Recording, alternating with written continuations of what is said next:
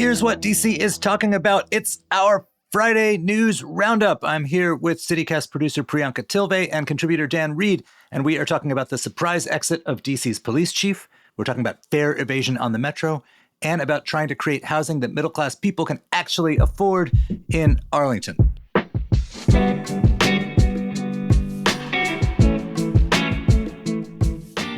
Today is Friday, April 28th. I'm Michael Schaefer, and this is CityCast DC.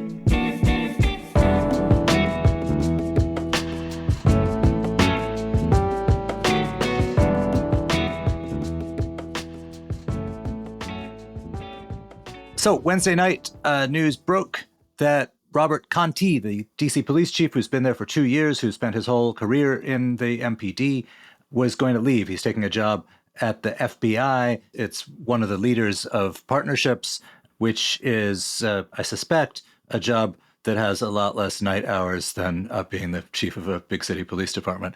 But it comes at a kind of big and very edgy time in law enforcement in DC. Priyanka's been thinking a lot about it. This is a really interesting time for DC's police chief of all people to be leaving his station. You know, like it just feels like there have been all eyes on DC crime. Congress had that pretty difficult hearing to watch in March where they were bringing up all of the crime stats. They referred to schools, DC schools, as quote unquote inmate factories. So there's that oversight and intense gaze on the DC crime system right now. Conti and Mayor Bowser have been out there talking about the staff shortages. The police staffing right now is at a half-century low. And then, of course, there's like the rise in crime rates generally in DC. In 2021, 227 people were murdered. That was the most of any year since 2003. There was a slight decrease last year, but then this year we're trending upwards again. So with all of this focus and turmoil around what the crime scene in DC is like at the moment, I mean, to lose the top dog is sure to create some sort of turmoil, you know, and Chairman Phil Mendelson said he was shocked by the news. I'm curious about how they're going to handle this transition. His last day is June 3rd, so they've got a month. And it's going to be really interesting because in the middle of that month, Conti is supposed to testify with Bowser at the second, like the part 2 of the congressional oversight hearing. That's on May 16th. So I'm curious about how that's going to go down. I imagine that congressional Republicans are going to be really obnoxious about the fact that Conti is there, assuming he still goes, and that he is about to leave his post, and the crime situation is what it is. Yeah, it sounds awkward. Like the timing is so bad. It almost seems like designed to create questions of uncertainty. I mean, you could also look at it the other way and say this is sort of an opportunity. Look, if I'm the financial advisor to the Conti family, he's been on the MPD since he was 17. It's a 30-year run. Take your pension, take a senior job at the FBI, you come out ahead, right? So assuming that it's just a matter of him sort of seizing an opportunity and not some other thing that, you know, we don't know about. The opportunity for the mayor or for the city is to kind of reset the conversation about law enforcement. I mean, crime rates have gone up. This is a subject in blue-collar DC neighborhoods of a lot of consternation and conversation. It's a subject all over the city. There has been this divide about how big the police force should be, how much money the budget should have. One of the divides has been, like, literally the people who represent east of the river, DC, have been among those pushing for bigger budgets, keeping police officers in school and so on. This is a divide. It's a philosophical divide in the city. The question of how confident we ought to be in law enforcement and how much law enforcement has to do with the crime rate are all kind of open questions. Introducing a new police chief who can sort of lay out a strategy and win public support for it or spur this divide so that we, through our democratic processes, can kind of decide on a way to go, that's actually could be a good thing. It could be an opportunity for the mayor. It obviously is incredibly, incredibly fraught with danger.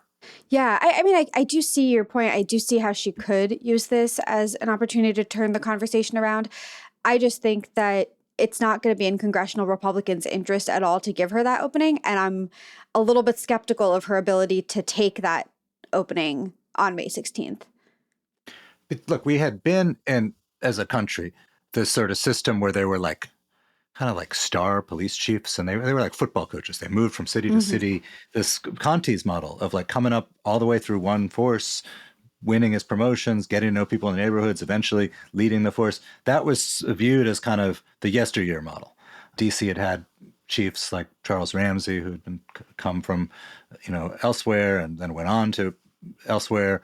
The appointment of a new chief, whether it is a sort of a superstar from someplace else in the country or a lifer in MPD, would give the mayor or the new chief an opportunity to articulate a strategy, and then, because this person has to be confirmed, enroll the DC Council and by extension the general public in this strategy, so that instead of a moment of like great division about policing, we could have at least some degree of shared investment in what we're going to do from here. Yeah, absolutely. I was also thinking about the fact that Conti became police chief in January 2021, literally right before the insurrection. He took office on January 2nd. So it's been a hard 2 years. From that perspective, also don't blame him for wanting to kind of get out and move on. And maybe he's been trying to move on to something else for a second now. Well, right. And he spent a lot of that time also internally dealing with a council that was interested in pulling back his budget, dealing with new rules and regulations. But I don't think there's anybody in the world who leads an organization that wants a smaller budget. The new rules and regulations, I think a lot of professional people believe in professional policing are actually happy with rules that encourage professionalism and help make it easier to get rid of bad cops. Right. And it wasn't just council, right? It's like both of those are like administrative headaches that, like, insofar as being a police chief has like, parts of the job that are lots of fun and engaging and parts of the job that are not much fun. I think the not much fun parts of his job were closer to the surface the last couple of years. Right. Well, I mean, especially because it's not just council that was calling to reduce the police budget. It was a national phenomenon. And so he was up against a real wave of people trying to take away his budget. And I guess I see why he'd want to bounce. Right. And police chiefs, like leaders of all kinds of big organizations, are dealing with a very different labor market. It's harder to find talent. We talked about this, I think, last week. The police department's having a lot of recruiting problems. People with political agendas are going to say like, oh, this is because they're, making it harder to be a cop by forcing them to have rules.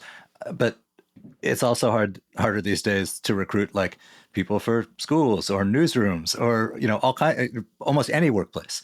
So again, like 2023 is not a great epoch to be in institutional leadership.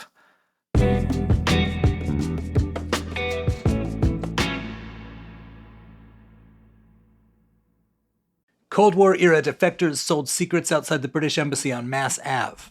Allied operatives met at the Mayflower Hotel in 1925 and again in 2010. And odds are there was a spy on your train this morning. With more than 10,000 spies, DC truly is the capital of spycraft. And if you want to understand their secrets, step into their radio-transmitting shoes, or into James Bond's Aston Martin, you need to visit the International Spy Museum. Located just off the National Mall, the Spy Museum features 2 floors of exhibits and artifacts. They've got ciphers, submarines, and the actual ice axe that killed Leon Trotsky. While most DC museums discouraged me from touching the artwork, the Spy Museum gave me an undercover identity and tested my skills as a covert operative in a series of interactive challenges. Book your visit today at spymuseum.org. Right Proper is a community-focused brewing company creating soulful, intentional, balanced beers. You may know Right Proper for their flagship pale ale, Raised by Wolves, or for their recreation of the historic DC lager called Senate Beer.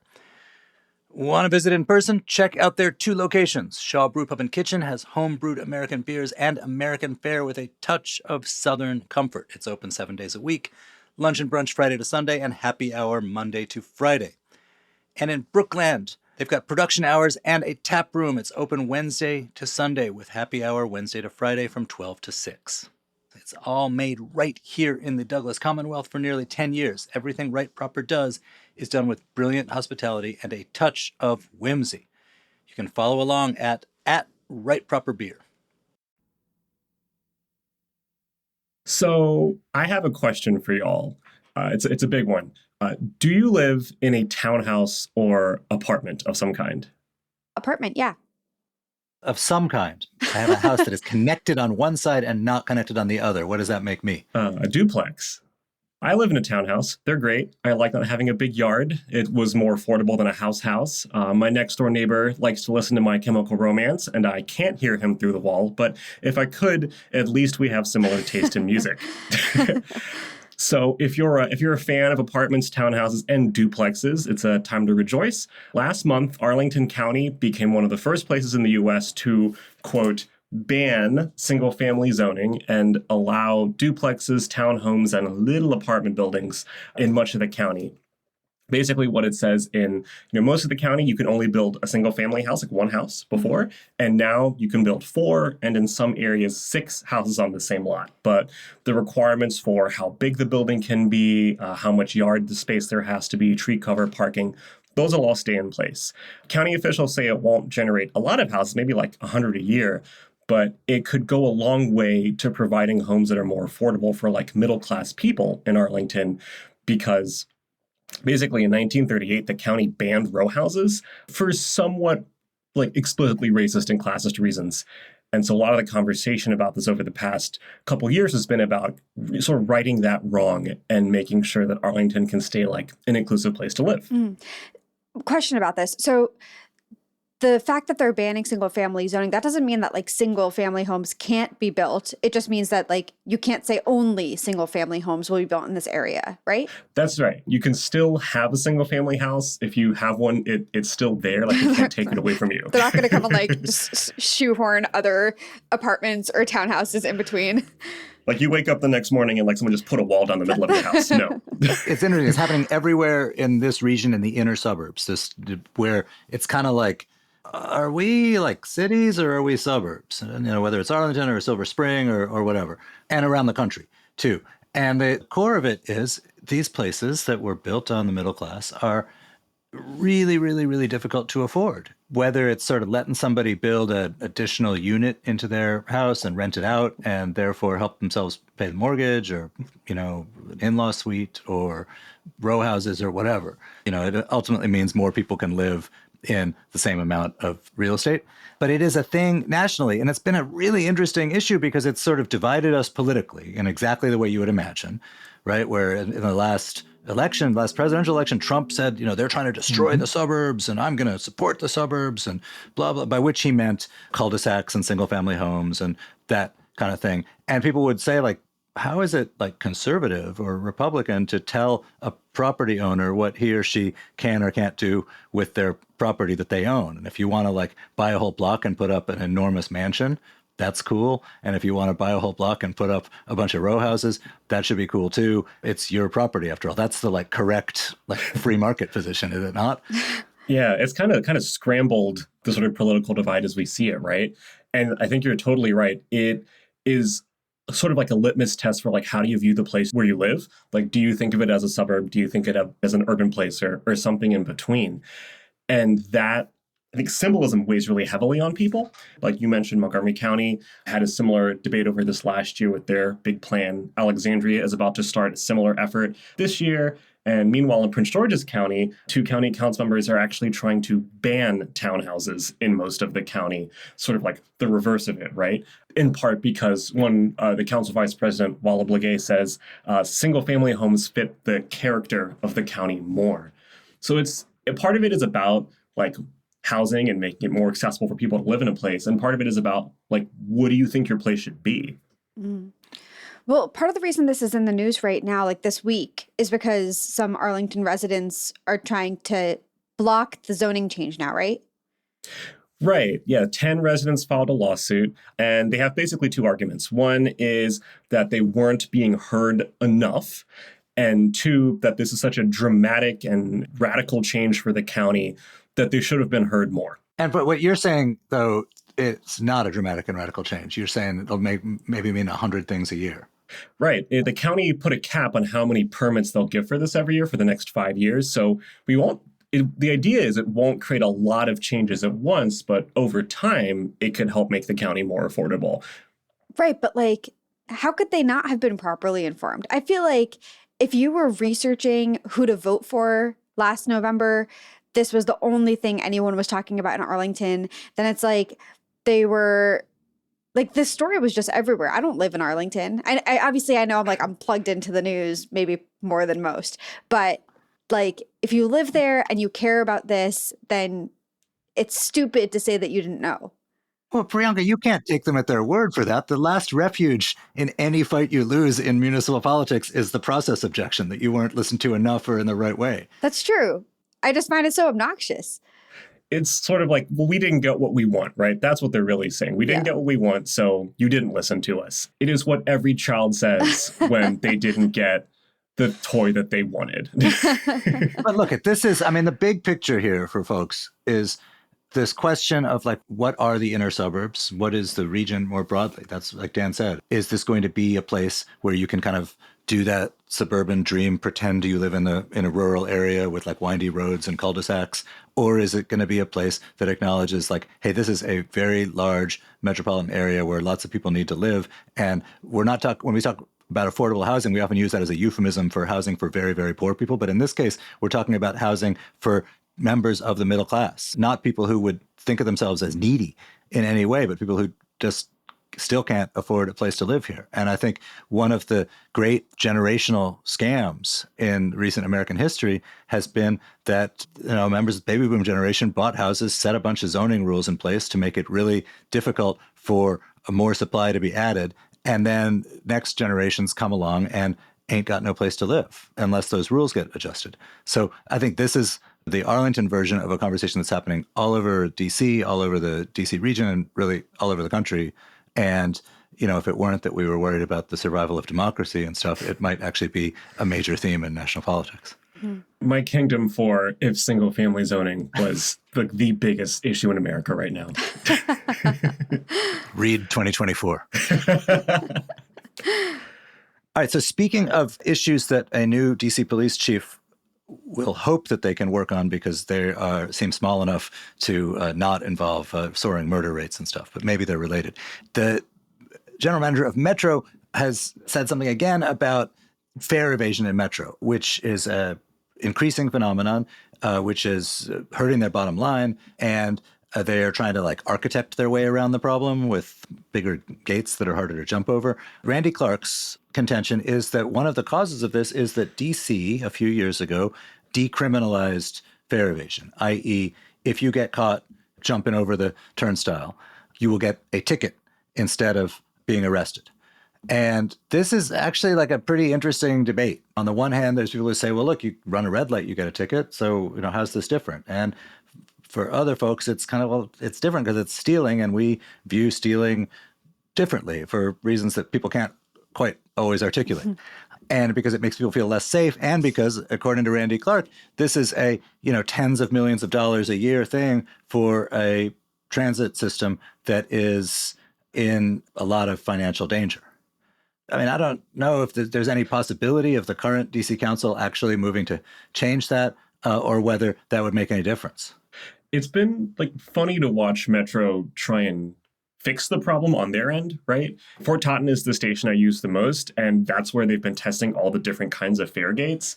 And, a lot of the folks I see jumping the fare gates are teenagers who are naturally some of the most ingenious humans on earth. And no matter what they do, they put the little barriers on top of the fare gates. The kids use them to vault themselves over even higher. They put the big saloon gates. The kids you just push them open and you can keep them open.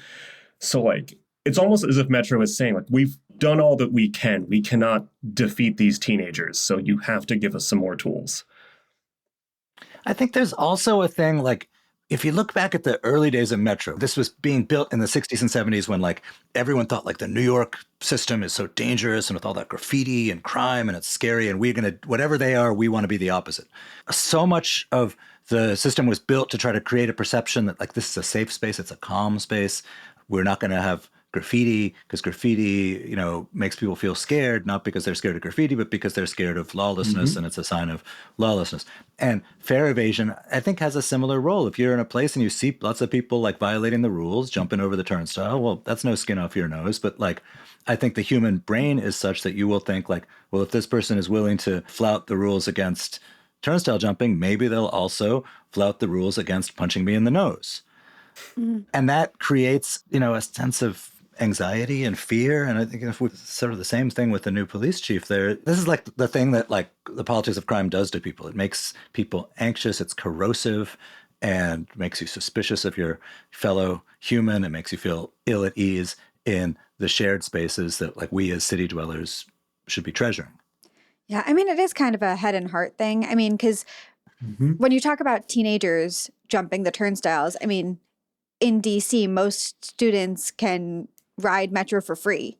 So when they're jumping the turnstile, they're just doing it for fun. Oh, because they're like teenagers who forgot their card at home. It's also hard to get your card. Like, it's not always straightforward to get your free Metro card. Yeah, I don't know that they're thinking it out this way, right? But like theoretically, they know that they can ride for free. So they're like, I can just jump this. It's like fun. It makes me feel like a rebel.